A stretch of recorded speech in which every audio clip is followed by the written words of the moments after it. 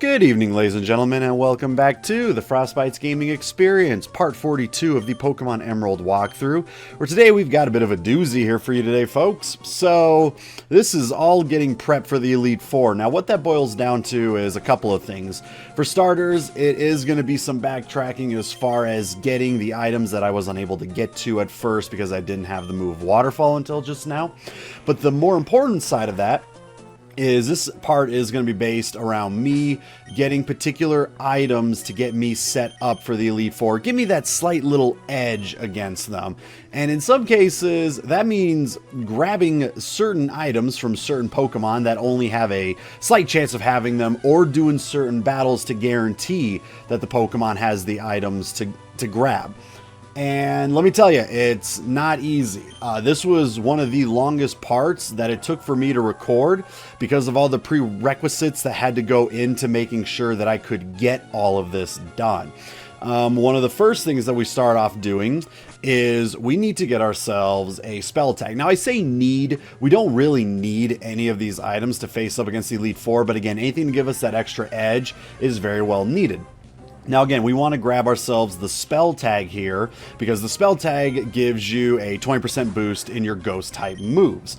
Now I went on my way and caught Kecleon off camera because Kecleon is one of the few Pokemon that can actually learn the move Thief without having to use a TM. Because I already used the TM Thief on my Sableye and then decided no, Knockoff is actually going to be a better one to use in battles, I didn't have the means to teach Thief to just any Pokemon. But again, luckily Kecleon can learn it automatically level 1, so any Kecleon that you go and capture, if you then go to the one gentleman that will give you moves and all you have to do is give him a heart scale, that's what we ended up doing. Now luckily I didn't run into every single Kecleon that was invisible, or else I would have had the 1% chance of running into Kecleon, which not exactly a fun thing to do. But I think there was like maybe 2 Kecleons, the invisible ones, out in the open world that I had yet to battle against just yet. So I went, caught myself one of those, went to the dude, give him a hard scale to learn Thief, and with that Thief, as it states, you're able to steal your opponent's Pokemon item. However, you cannot have an item on your current Pokemon because they, obviously, when they steal it, have to hold on to it. Now, here's why it was right pain in the bitch to actually get the spell tag. So spell tag only has a 5% chance of being held by certain Pokemon. Now, one thing that made this a little bit easier is that in the main entrance of Mount Pyre, you only, in the Emerald version, you only have a 100% chance of running into a Shuppet. And I believe it's the same in Sapphire, and the only difference is that in the Ruby version, it is a Duskull. But Duskull also has that 5% chance of holding on to a spell tag. The thing is you just have to go into the battle, use Thief right out of the gate with your Kecleon or whatever Pokemon that you have, that you taught Thief to, and just hope that it gives it to you. If they have the item, it's not a chance that they get the item. They will 100% steal the item. But again, there's only a 5% chance that they'll have the item, and there's no way of knowing ahead of time if they actually have the held item or not. Because Frisk, which is a Pokemon ability that has your Pokemon detect if the opponent's Pokemon is holding onto an item or not, that's not introduced until Gen 4. And so because of that, I had no means of knowing if any of the Shuppets actually did or did not have a spell tag on their person, and I just had to keep using Thief. And yeah, it took about a good 40 minutes of constantly going back, getting all of the Thief move back to full, because I believe it's only 15 chances. And one of the biggest things that sucks about that, well, there's a couple things. For one thing, Shuppet is relatively fast, but the biggest problem is that Thief, until Kecleon hit a certain level, did not guarantee one-hit KO Shuppet.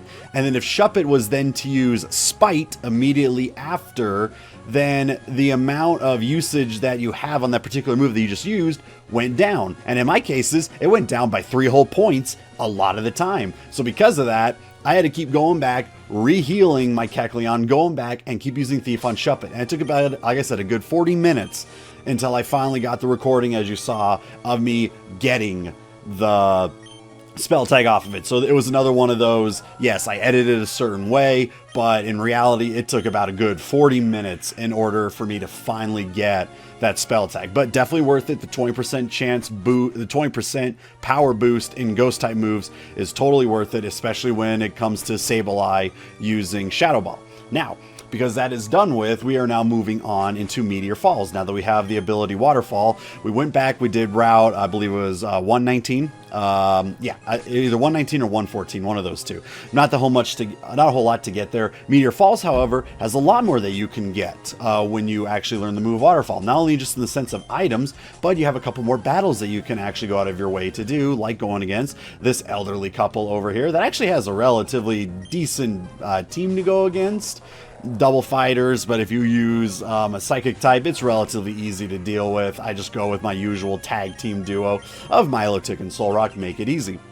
But the other thing is that when you are in the upper parts of Meteor Falls, you have a new set of Pokemon that you can actually run into and capture. So, if you are on the first floor in the second room, which is the first area we entered before using any of the ladders, this also works for if you take the ladders going downward as well. So you're in the first floor and the basement floor of room number 1 and 2 that we just went into. In all three versions, you have a 65% chance of running into a Golbat. Sapphire version gives you a 35% chance of running into a Lunatone, with a 35% chance running into a Solrock in the Ruby and Emerald version. If you are surfing in this area, it is a 90% chance for a Golbat, with a 10% chance of those other two Pokemon in the exact same areas: Lunatone, Sapphire, Solrock, Ruby, and Emerald. If you are fishing within these areas, Old Rod gives you a 30% chance for a Goldeen, with a 70% chance for a Magikarp. Good Rod, 20% chance for a Goldeen, 60% chance for a Magikarp, 20% chance for a Barboach. And with the Super Rod, it is an 80% chance for a Barboach and a 20% chance for a Whiscash. Going against this Dragon Tamer here, Dragon Tamer Nicholas, he is actually very vital to this part. So first off, we're going to be going against him, and he uses two Altarias. I believe they're both level 37. Good chunk of experience, relatively easy for Milotic to take care of with Ice Beam, with the ×4 weakness. But we'll be coming back to him later, and I'll explain the reasons for that in a bit. But let me go ahead and get the rest of these stats out of the way. In the second room, basement floor number 1, which I believe once we go a little bit lower, because we are in room number 2, I believe. Once we go into the basement floor of that, you have a 50% chance of running into a Golbat, with a 25% chance in the Sapphire version, it's a Lunatone, 25% chance is a Solrock, Ruby and Emerald version, and a 25% chance in all three versions that you'll run into a Bagon. And Bagon is this generation's Dragon-type Pokemon. It's the Dragon Flying type of this area. Bagon that goes into a Shelgon that eventually goes into the big boy Salamence that we'll actually be seeing later on. Salamence is kind of one of my favorite looking Pokemon, because I just think it looks really cool. Like, it's one of the most dragon looking dragon Pokemon out there. And I guess there was something about how that was, like, I guess it had something to do with the fact that Salamence cannot actually fly, I guess, not until it gets its Mega Evolution, but it grew wings because in its mind it knew that dragons were supposed to have wings. I can't remember, it was like something lore-wise about that, but I always thought that was really kind of cool. But one of the better things that we get in this area is the ability Dragon Claw that we're going to be teaching to Flygon. That is a mile stronger ability in comparison to Dragon Breath. Sure, you lose out on the percentage chance of paralyzing your opponent, but it doesn't really matter when you can guarantee one hit everything with Dragon Claw, with the stab ability that Flygon has, and the item that we're going to be giving him later on in the part. Well, let's go ahead and finish this up here. So surfing, same exact deal. It is 9% chance for a Golbat, with a 10% chance it's a Lunatone or Solrock, depending on what game that you play. And I believe in fishing, it is exactly the same, 100% exactly the same.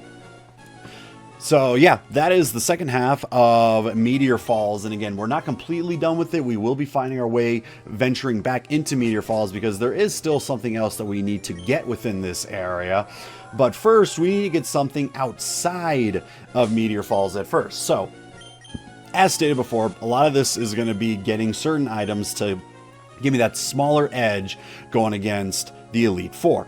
Now, some of these items, all of these items are the type boosting moves, the type boost 20% chance, not chance, but 20% more powerful abilities. So like the charcoal that I gave to Blaziken for better fire type moves, the magnet that I just got for Magneton to give me better electric moves, you name it. Some of these are only capable of getting, again, the spell tag, you can only get it by actually taking it from wild Pokemon that hold onto it. Same thing with the Twisted Spoon, the one that we're not going to show off, where you can only have like a 5% chance that an Abra has it.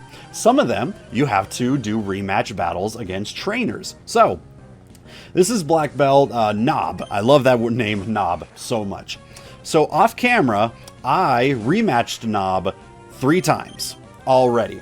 And because the only time that he actually has the Pokemon that holds the item is in the 4th battle. And this is the same deal when it comes to most trainers that you rematch that do have the extra item. You have to look online to figure out which trainers have which Pokemon that have the particular item in order to figure it out ahead of time. But if they do, you can only do it in the 4th rematch, okay? The first 3, they won't have that particular Pokemon, but the 4th time they will. Such as Knob here, you know, you first fight him, I guess he has 2 Machops, then he has a Machop and a Machoke, then the 3rd battle, I believe, is like a Machop, 2 Machops and a Machoke, and then it's like the 4th battle is like a Machop and 2 Machokes, and now we're in the 5th rematch, not the 4th rematch battle, but the 5th battle overall. And with this 5th battle, he introduces a new Pokemon into his team where he has Machamp. Now Machamp has the held item Black Belt. Black Belt is a fighting enhancement move that ups your fighting attacks an extra 20%. Reason why we're getting this is because I need Blaziken more for the fighting moves than I do for the fire moves when it comes to the Elite Four. So what you do is when you know your opponent's going to be bringing out that particular Pokemon, you're going to throw out your Thief Pokemon, and it works all the same going against other trainers. He brings out the Machamp. Luckily, Kecleon is faster than Machamp. Well, not so much that he's faster, but we use Thief, get ourselves a Black Belt. Easy does it. But luckily, Machamp decided to use the move Revenge, so he got the 2nd attack, but Kecleon got exactly what he needed, so it's good thing he got it in time. He served his purpose. He got completely clowned because of it, but it doesn't matter. We now have the Black Belt. So now we get that 20% extra fighting damage on our Blaziken for when we go against the Elite Four, and that is definitely going to be coming in handy when going against the Elite Four. Now, there is one more trainer that we do have to go against for the exact same reason. But again, you have to rematch fight him. Here's the problem with it, and this is why it took a while. I don't know exactly what it is that it takes in order for rematch battles to happen. I've looked all over on the internet to get an idea, and I came with one of 2 options. Option number 1, which is the one that feels the most correct to me anyways, is you have to do a certain number of steps before they want to rematch battle you. However, even with that certain amount of steps, you still need, it feels like, some sort of random number to happen in order to get the rematch to actually happen. Because that Dragon Tamer Nicholas that we were just talking about earlier, he's the other one that we have to go against. As you can tell, he is a Dragon Tamer, so we are going to be utilizing him to get the item that boosts Dragon type moves, the extra 20%, which I believe in this game is the Dragon Fang. It's funny, when I was looking this up, in Generation 2, Dragon Scale is the item that ups Dragon type moves the 20%, and supposedly Dragon Fang says it's supposed to do that in Gen 2, but it actually does nothing. It is a useless item, something that I actually never knew until I was looking into how to get this item in Pokemon Emerald. And again, this is how you do it. Now, this took a good couple of hours for me to actually be able to get this rematch to happen, because since I just saw Nicholas, it was easier with Knob because I did my battle with him way earlier, so I've done numerous steps since then, and every single time I called him, he would want a rematch battle, and every time I went against him, he would want a rematch battle, until the 5th one where I had to do a little bit extra walking, it felt like. And even then, when I would call him, he would kind of say things that didn't indicate he wanted to battle. And then sometimes I would go talk to him and he would want to battle, and then other times I would go to him and he wouldn't want to battle. So I feel like you need a certain number of steps. And then I read something about how when you enter their route, a certain number will generate. And if like a certain pair of those numbers equals like the pair that it needs to be in order to rematch battle them, they will want to do it or they won't want to do it. But I guess those numbers have a better chance of like connecting if you have a high enough step count, because what I would do when it came to having to do the rematch with Dragon Tamer Nicholas, I would fly to New Marvel City, not New Marvel City, but Marvel Town. I can't remember the name of it. The place where you go against Watson to get the electric badge. And I would just go back and forth between that town and the other town and the two routes in between those two and whatnot. I'll just get on my bike and just keep going back and forth, and then just keep calling Dragon Tamer Nicholas to see if there was a sign that he wanted to rematch battle me. Now here's the thing. Here's the Shelgon, by the way, and luckily Shelgon decides to use Scary Face instead of an actual move, so Kecleon, because Kecleon's very underleveled compared to Shelgon, but I knew he had the Scary Face ability so we could use the Thief, and then boom, the Dragon Fang is all ours. Fantastic. So we're even that much closer, that much stronger, I should say, to going against the Elite Four. But whenever I was going to, like when going against Black Belt Knob, every time when I would call him, he would give me like some kind of weird answer, but sometimes he'll say, I want a rematch with you, you know, with like some screaming or something like that. A lot of things in all capital letters. It was really weird. But even then, I would go to talk to him, and he would sometimes want to fight, sometimes wouldn't. But then I noticed if I went into Meteor Falls and came out of Meteor Falls, he would then guarantee wanting to battle. And I took the shot, you know, that, hey, maybe he'll want to battle me after going through Meteor Falls the first time, and I kind of lucked out. If it didn't work, I would have just stopped the recording, gone back and forth until I knew, you know, I would have just kept recording, going back and forth until I got the one chance that it happened. But that was one time where I didn't need to edit it. I got it the first go-round. When it came to Dragon Tamer Nicholas, when I go inside Meteor Falls, he doesn't want to battle me. And I had to exit and re-enter Meteor Falls 3 times before I actually got to fight him. So that match I went against him, I edited when I went into Meteor Falls to the time that when I went into Meteor Falls, he actually wanted to battle me. Because the first 3 times that I went inside, he just gave me the whole entire, oh, you're staying strong. Well, I'm going to keep working harder too. And then finally, the 3rd time when I entered, he finally said, okay, let's go ahead and battle. And it was so strange to me because when I saved beforehand in order to do this recording, he wanted to battle immediately. And then I did another test. He still wanted to battle me. So I'm like, okay, I think we're good to go. And then I started recording. He's like, nah, I'm good all of a sudden. Like, I don't need to battle you. And so it threw me off. I'm like, okay, we'll just keep recording, and eventually he will want to battle me, and I'll just go ahead and do it that way, you know, because it just saves up on time. So it's really weird. I don't know all of what it takes in order for a rematch battle to happen. I can only just summarize that you probably need a certain amount of steps in game or something, or a certain amount of battle, a certain number of steps ever since you first battle them. Because again, when going against Knob, I got the first 3 rematch battles right out of the gate, and the 4th one was the one that took me a while. But every time I would fight him, I'd go into Meteor Falls, come right back out, and he would want to rematch battle me again instantly until the 4th time. But Dragon Tamer Nicholas, I think only the first time I went back in, he wanted to rematch battle me immediately. But then the other 3 times, that was just a pain. And it took a number of hours. Again, this part was the longest part to get prepared because the amount of prep that I had to go into it. The good news is all of that is done. And now we are in a new area. If you go north of Moss Deep City, you are now in Route 125. Now, there is a perfectly good explanation as to why I ignored Route 125 and the cave that's in Route 125 until now. The reason being is because I thought that the cave was post Elite Four. I did not know that you could actually enter this cave before going against the Elite Four. I thought it was one that you had to beat the Elite Four first, and then you can go inside the cave. But no, apparently you can enter it in beforehand.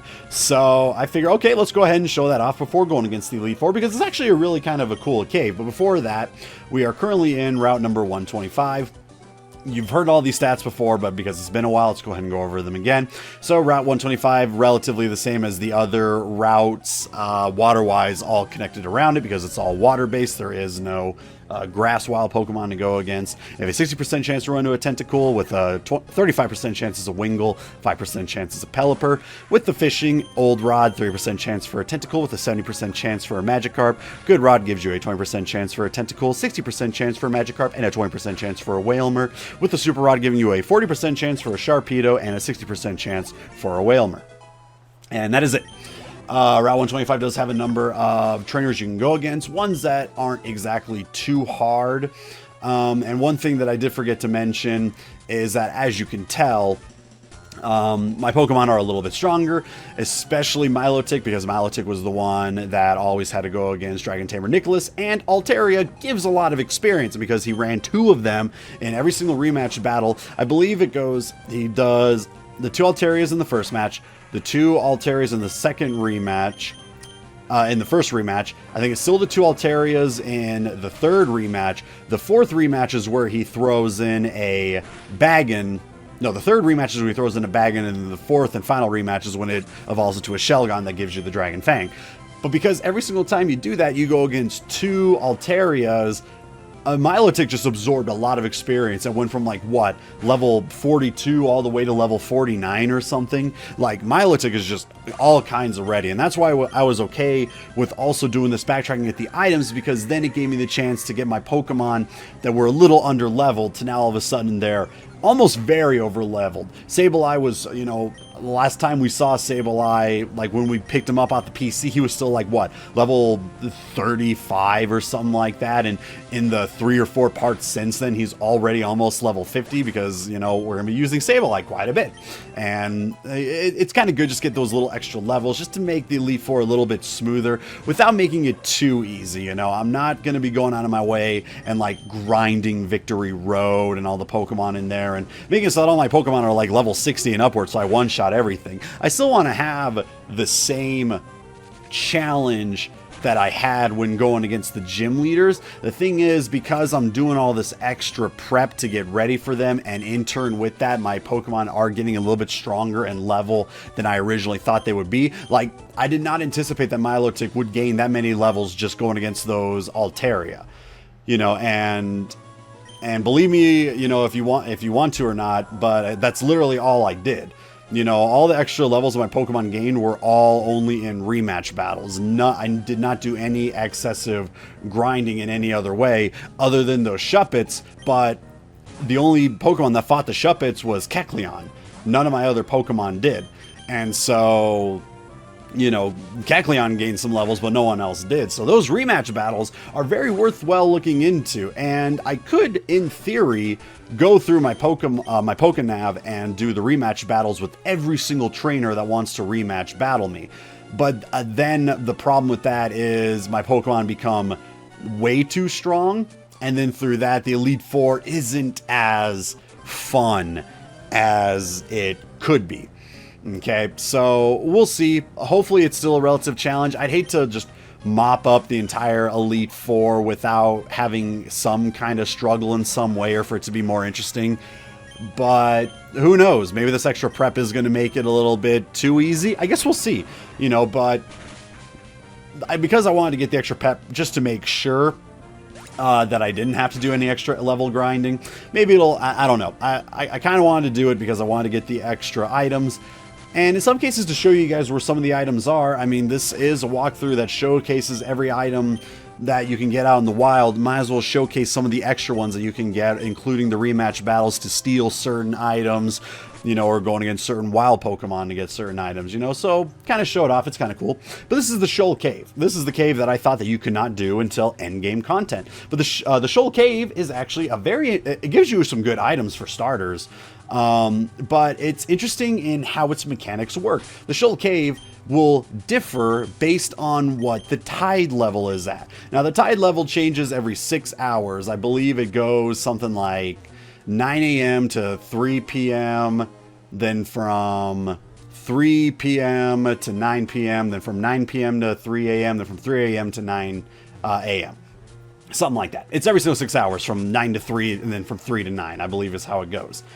And during those 6-hour intervals, you'll either have high tide or low tide. And that will change the structure and the layout of how Shoal Cave is. And based on what it is, will determine what kind of items that you can get. For instance, when it's in low tide, what we're currently in right now, you can talk to this gentleman and he'll give you the Focus Band. A Focus Band is a really good move because it acts like Sturdy does. If Sturdy is a Pokemon ability where it cannot be KO'd in one shot. So it can't go from 100% health to 0% health. It'll go from 100% health down to 1 HP left no matter what. Focus Band, from my understanding, does the exact same thing. And we might be needing that one going against the Elite Four. We will see. But on top of that, you also get into this ice area. And with this ice area, you get certain Pokemon, but also you get the Never-Melt-Ice, a move, an item that ups Ice-type moves by 20%. And it also gives you the TM move Hail, which is kind of a pointless weather move. Hail just does a certain... It's kind of like Sandstorm. It does some damage over time, but no Pokemon can really take full advantage of it, so it's not really that good of a move. But if you are in the Shoal Cave, let's go ahead and go over this while I go through this puzzle ineffectively. I kind of forget midway through how the puzzle needed to be solved, but it's not really that hard, so it's kind of embarrassing that I mess it up so much, you know. But that's just how it goes sometimes, I guess. I don't know.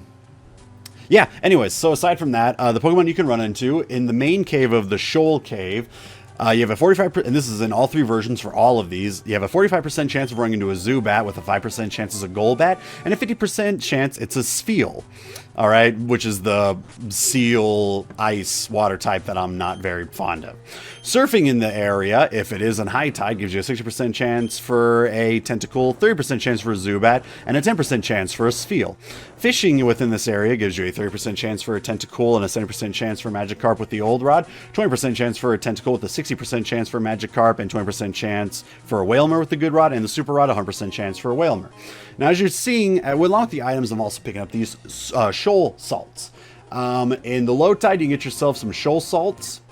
And when it's in high tide, you get something, I believe it's called the Shoal Shells, which were those blue little rock things that you guys saw in the upper areas. If you get 4 of each of those, and you talk to the gentleman that's at the very front entrance right over there, he'll give you what I think it's called the Soothe Bell or something like that. But with some editing, what we end up doing here is we time it perfectly. So we leave, come back in, and now we're in high tide. So we can get the items of high tide, which aren't as good of items. There's not that many items to get, but it's mostly, you know, again, to showcase it for one, but also to get, I believe it's the 4, I want to say they're called Shoal Shells. Oh my god, that's a tongue twister. Shoal Shells by the seashore or something like that. Anyways, yeah, if you get 4 of each of those, I believe you get the Soothe Bell off of the gentleman that heals you based on damage that you do to Pokemon or something like that. I'd have to read on it. Yeah, it is a Shoal Shell. But anyways, if you are in the ice room, however, I forgot to go over this. The wild Pokemon you'll run into is a 40% chance for a Zubat, 5% chance for a Golbat, 45% chance for a Spheal, and a 10% chance for a Snorunt. And the Snorunt gets you, I believe it's called, what, the Gal-Ice or whatever it is. Not a good Pokemon. It's a cool looking ice-type Pokemon, but not really that strong, not really worth getting. In my opinion, when it comes to the ice-type Pokemon, you're better off getting an older ice-type Pokemon from another gen, or just using Milotic and, you know, using ice-type moves from Milotic, because Milotic's got better tankiness in comparison to most of the ice types that you get. I know Spheal, its evolution, whatever the hell it's called, I think it is tankier in defense, but I don't think it's as tanky in special defense. I'm not exactly sure. You know, I never use it. I just do not like the design of it. And yeah, and unfortunately with Gal-Ice, I don't know if it's pronounced Gal-Ice or Gallus, but I'm going to call it Gal-Ice because that's what it looks like to me. He looks cool. He looks like an ice type I want, but the fact that it's pure ice and no other secondary type, and unfortunately does not have a good move list, kind of hurts it quite a bit. You're better off waiting until Gen 4 with Snorunt to get Frostlass, because Frostlass having the Ghost type along with it and a better move set is just the better overall Pokemon. And then I think later on they introduce, what is it? It's Mega Gallus or something like that. That makes it a what? Ice Dark type or something like that. I'm actually curious. Let me take a look and see if I can find out what exactly it turns into. But yeah, all the prep is now done. We are now going to be heading our way to the Elite Four, and hopefully if you watch this, you kind of learn something from it, you know, how to get the Dragon Fang, how to get the Black Belt, how to get, you know, a Shadow Tag, how to get a Twisted Spoon, even though I don't get it. Again, I think it's only Abra that holds on to it, so you have a 5% chance of getting it, and because Abra also knows Teleport, you need to have the Pokemon that's faster. Use Thief. I believe Kecleon, even when you first catch it in the wild at like level 30 from one of the invisible ones, it should be faster than Abra, so you can use Thief. See if it's got Twisting Spoon. If it doesn't, it either just warps away or you one-hit KO it and get yourself 10 experience for something like that. I don't know. Gal-Ice. Let's see here. Pokemon. Oh, it's not Gal-Ice. It's Gal-Eye. Or Glally. Oh my god. I can't even I have no idea. Let's see here. Glalie. Is that how you pronounce it? Glalie? I've never used it, okay? Gen 3 Ice-type Pokemon I have just never used. Okay, even its Mega Evolution is just pure Ice. Okay, I thought it also had a Dark type, because it looks like it should be an Ice-Dark type. God, I kept saying Gal-Ice, and I don't know why. It's because I've never used them. Again, I don't think Gen 3 Ice-type Pokemon are any good. I'm sorry, I just think that they're bad. But that's the end of the part, ladies and gentlemen. Up next, we are going to be going through Victory Road, and then after that, it's time to face the Elite Four. We've come a long way, but it's finally time to do it, and I'm excited. Hopefully it's going to be as fun as I'm imagining it to be, but I'm a little bit afraid that getting those extra items might make them a little too easy. I don't know, but either way, enjoy the rest of your evenings, and we'll catch you all in the next part.